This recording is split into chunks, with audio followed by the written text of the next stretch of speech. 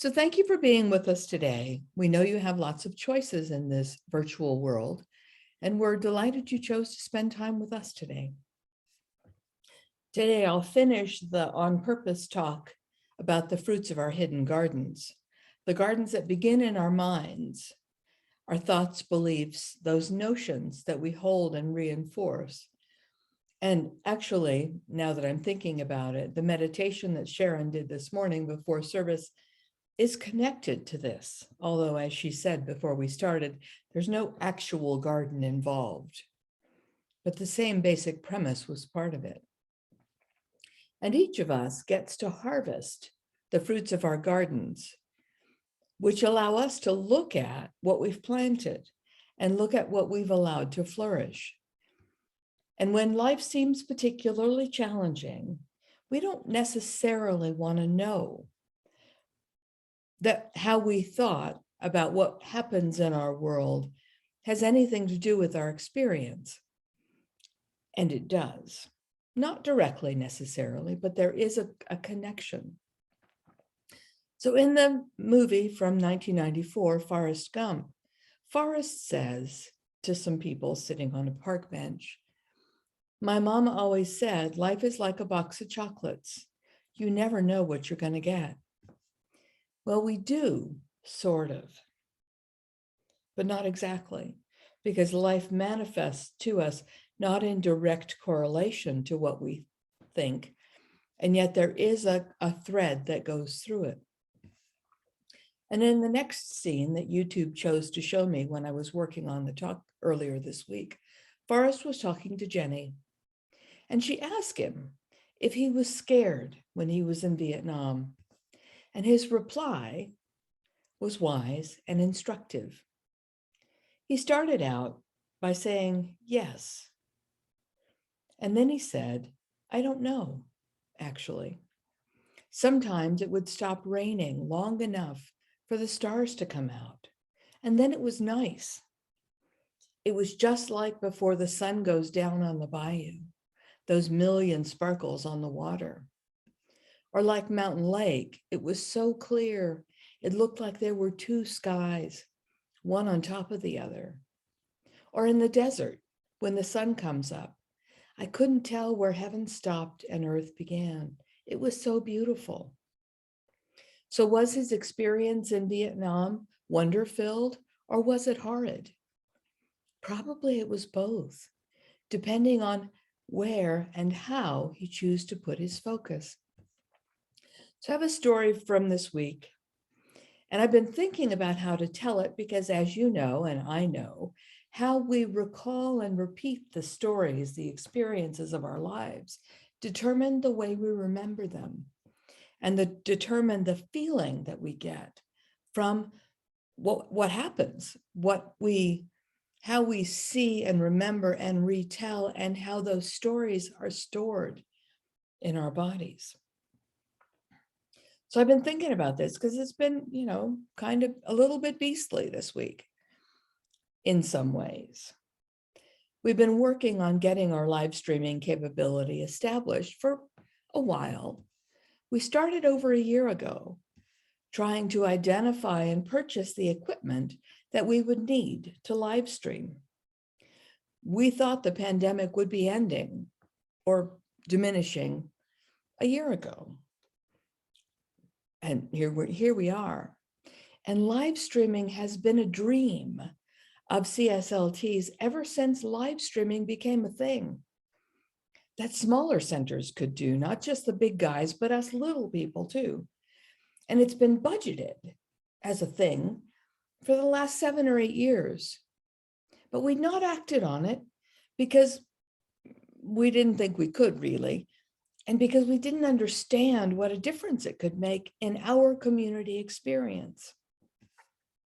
The pandemic changed all that, of course, and we and a lot of other centers went online entirely. And most centers that didn't have their own facilities are still online like we are.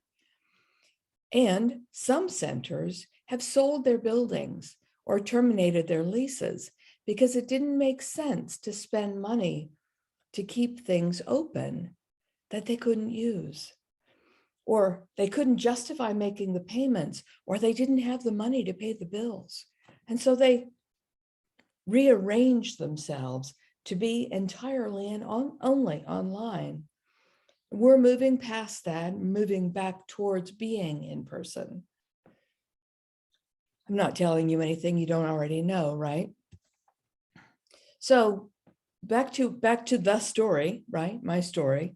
We wanted gear that would give us good quality audio and good quality video for uploading and sharing, but was reasonably easy to operate, could be set up and taken down every single week, since we're not in our own space, and could be operated by one person who wasn't a master audio engineer, just a person who was kind of vaguely sort of adequate in electronics and technology.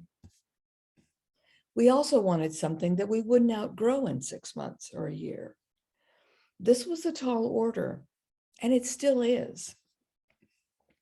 When we thought we were going back to the Gregory, which we did think for the longest time, our first thought was we could continue to depend on the students that worked in the theater department, like we had for the last 7 or 8 years.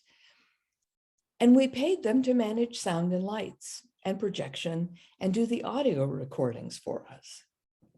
We thought, okay, we'll have to pay them more because camera work is more detailed and more complicated. And then we thought it would be useful, or maybe a good idea, to have an extra support person, because this is a whole new thing to us, adding a camera and pushing our Sunday service out over live streaming. And we started asking for people who wanted to do this. And this is important because if somebody does it begrudgingly, it's going to be ugly. It's going to be miserable. And that feeling is going to transmit over the electrons. So it had to be somebody who wanted to do it, who got joy out of doing it. So we started asking. We asked our congregation. We posted an ad in the U of A job postings twice. Once to their film school and once to the sort of the open generic anybody. We asked people to ask people who might be able to ask people who would be interested in doing this. And we got absolutely crickets. Well, okay, this is interesting. What's going on with this? Finding somebody willing to take this on is kind of a key piece of us moving forward. And the challenge is it has to be done for joy. If it's not done for joy, I'd rather not do it, because I know what happens when we do things out of duty and obligation. It's yucky. And then our friends at the Gregory closed to renters. And we started looking for a new place to meet in person. And we found a place that will work. But they have absolutely no gear for sound amplification, no microphones, no sound system. And they don't have any recording or broadcasting gear of any type, because it's not their way of being in the world. And they don't have any expertise either. But they are willing to learn and to do it for us for a fee. So with the Gregory closing to us, we realized we also needed to replace all the sound equipment that we took for granted, because it was there. And as long as somebody knew what they were doing, it worked for us. And this added even more complexity. We sourced what we thought we'd need to add to what we already owned, which is wired microphones and powered speakers. And then we got the bright idea to try it out for Keith's celebration of life service yesterday. It would be good practice for us, and we'd learn more about the equipment, the gear, which is always good. And Michael Zimmerman came by and took all the stuff out of boxes on Tuesday, and he put everything together and connected all the wires, and he plugged it in. And he worked on it a couple hours and couldn't make it work right. And I'm just sitting there going, oh man, I don't know what I'm doing. And he's the expert here and he can't figure it out. Okay, this is hard. I'm thinking, no, this is hard is the wrong idea. This is something we don't understand yet. That's a place to work from where we have a chance of success. If I decide in my mind it's hard and we can't do it, then we're screwed. So it's like, okay, no, I can do this. I can remember that this is something we just don't understand yet. So Thursday, we called in the technical support, some training hours we'd already paid for when we bought the gear, and we'd have the pros show us what we missed in the setup. They worked on it for 4 hours more. They did manage to get the camera to talk to the controller, but they didn't manage to get the microphones to work. It wasn't training that happened, it was troubleshooting. When the pro walked in, when the knowledgeable person walked in and he said, "This doesn't look like I expect," I thought, oh, okay, we don't know what we're doing yet. We had some people there on Thursday to be trained, but training couldn't happen because the gear didn't work right.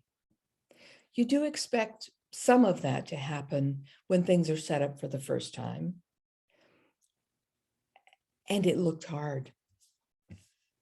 So Michael, because he's gifted, came up with a workaround for Keith's service, which worked well enough and allowed 30 people to join that service by Zoom, in addition to the 30 people in the room.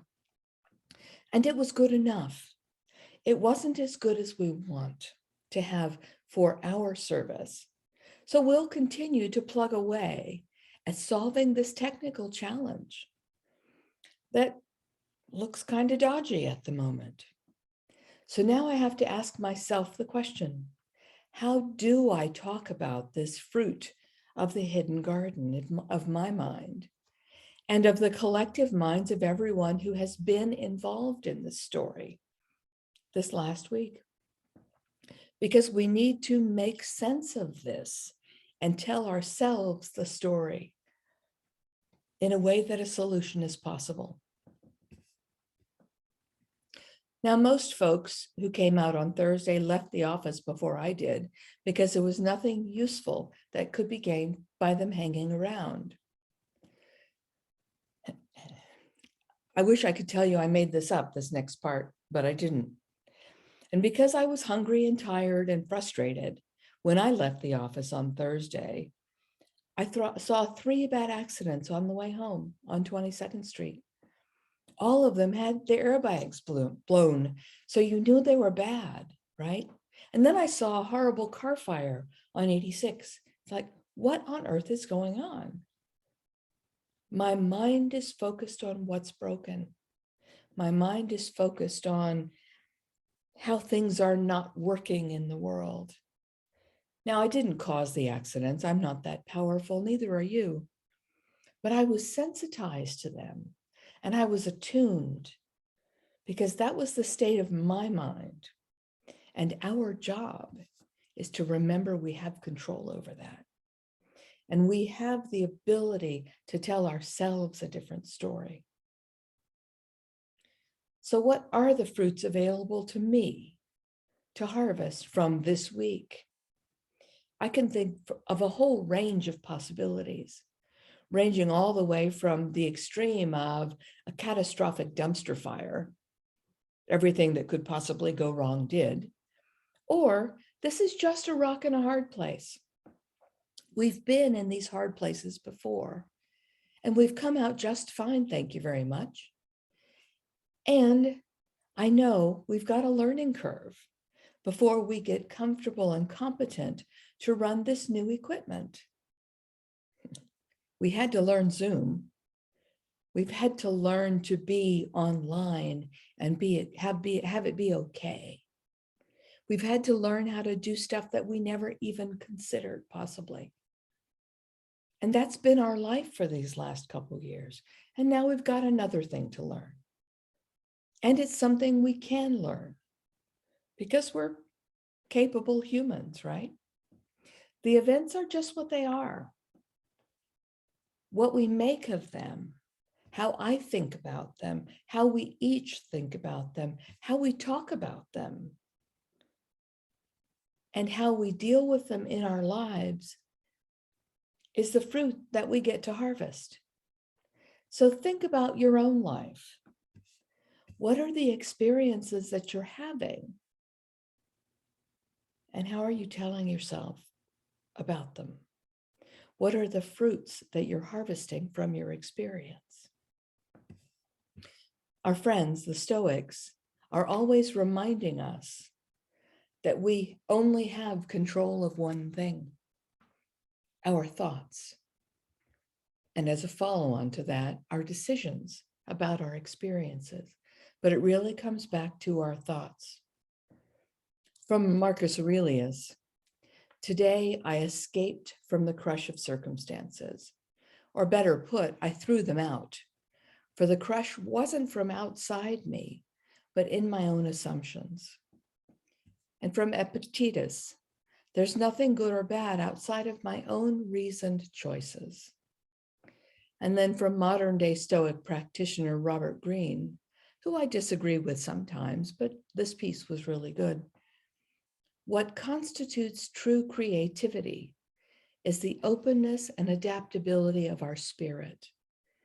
When we see or experience something, we must be able to look at it from several angles to see other possibilities beyond the obvious ones.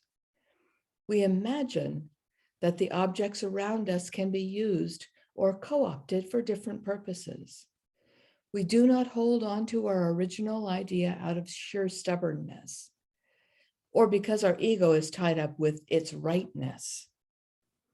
Instead, we move with what presents itself to us in the moment, exploring different branches and different contingencies. We thus manage to turn feathers into flying material. The difference is not in some initial creative power of the brain, but in how we look at the world and the fluidity with which we can reframe what we see. And then yesterday in the daily morning practice, I read from Rev Steph St Amand in the March Science of Mind magazine. And I'm just going to give you a paragraph of that because it was so beautiful. Just as I have moved through my past experience with the perfection of infinite intelligence that guided my every step with grace, I now move through this day, my heart alert to the opportunities to see the reflection of spirit in all that I do.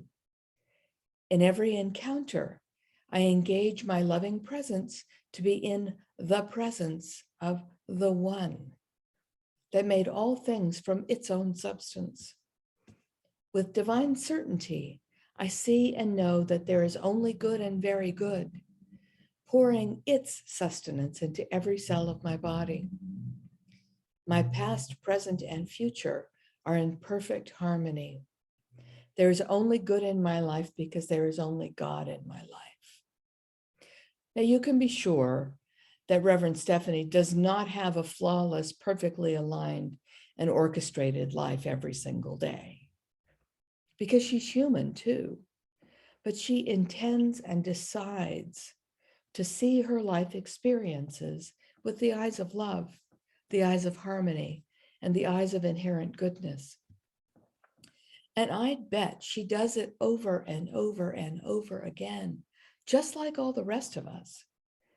And sometimes, maybe just for a moment, she has that felt experience of seeing all the events of her life with God eyes. We have that opportunity ourselves, no matter what is going on in the world of form in front of our faces. We get to decide how to see it. So I want to close with a piece that was written by the Apostle Paul in the Christian New Testament from the book of Galatians. And then I want to expand on it and talk about this list from the perspective of the science of mind. From Paul in Galatians, the fruit of the Spirit is love, joy, peace, patience, kindness, generosity, faithfulness, gentleness, and self-control. So let's look at these qualities, which are all God qualities, right? From the science of mind perspective. Love, joy, and peace are easy, right? Because we call that in when we talk about God qualities and the idea of God as spirit presenting this to us that we can engage with because it's already in our experience. What about this idea of patience? Does God need to be patient? Not really. God already knows how it works, so there's no need for patience. So what is the human experience that is what is the God quality that is most closely associated with patience? Is it trust? No, that's a human experience too, because God doesn't need to trust, because God already knows. So we'll assume that the closest connection between the idea of patience, which is definitely a human experience, is divine knowing or right action or right order.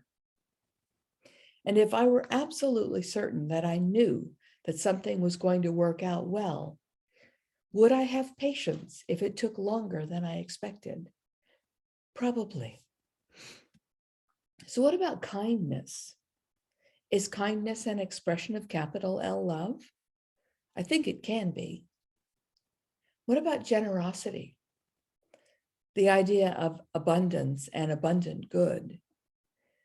If I'm sure that there's more than enough to go around and there's no experience of limitation or scarcity, I am likely to be more generous, right? Because I'm not concerned or worried that I'm going to run out, because I know in my heart, more than in my head, that there's more than enough. And there's abundance and there's plenty. So I can afford to be generous. What about faithfulness? Is the divine ever not faithful to us? No. Are we ever unfaithful to what we truly believe? Again, I would say no, because we're always congruent to what we truly believe. We might not be congruent to what we wish we believed. Hence the reinforcement about our spiritual practices and paying attention to those things that we plant in our garden and what we tend. How about gentleness? Is gentleness a form of capital L love? Maybe. It's a decision for sure to handle our circumstances, other people, and ourselves with care, and not to be easily offended or affronted by what happens in our world. And the last one on Paul's list, self-control, yuck, right? To be responsible for how we show up in the world and what we think and how we engage. Is self-control a God quality? No, it's a human experience. But what's the God word that goes with this? One possible one is power. Not power over another to make somebody do something, but instead power in the true sense of the word to accomplish, power to decide, power to think, power to plant our hidden gardens with the seeds that we want to bring forth. And then when we use our self-control to plant what we wish to experience, then we can enjoy the fruits of our gardens. So contemplate this notion. What are the fruits of the Spirit? Love, joy, peace, patience, kindness, generosity, faithfulness, gentleness, and self-control. Contemplate those. Think of how you can bring them more into your life experience, more into your real-time, present day experience of being alive in the world right now. Do that. Bless yourself and bless us all. Thank you. So I want to roll into the prayer. And if I said something useful for you, hold it in your mind while I speak these affirmative words. I remember there's only one life. That life is God's life, and it's perfect. That life is my life now, and that same life is the life of every single other being. Each one already lives inside this whole and holy essence, this experience and expression of love, joy, peace, and power, this experience of life and light.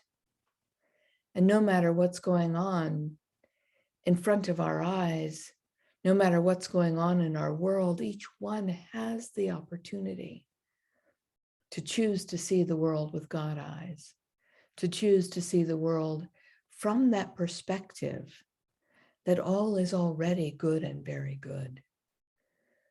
And so I rest in that. I relax into it. I let it fill me up to overflowing. And I know that same opportunity exists for each and all. And even though it does take this thing called self-control, each one has everything they need in order to see their world with the eyes of love, with the eyes of light, with the eyes of peace, and with kindness, with goodness, with joy. And so I rest in that, knowing it's not a chore or a challenge. It's a thing we can do. It's a choice we can make. And it's open and available to all beings because everyone already is God in form. So I trust that, and I allow it, and I receive it, and I accept it. And so it is.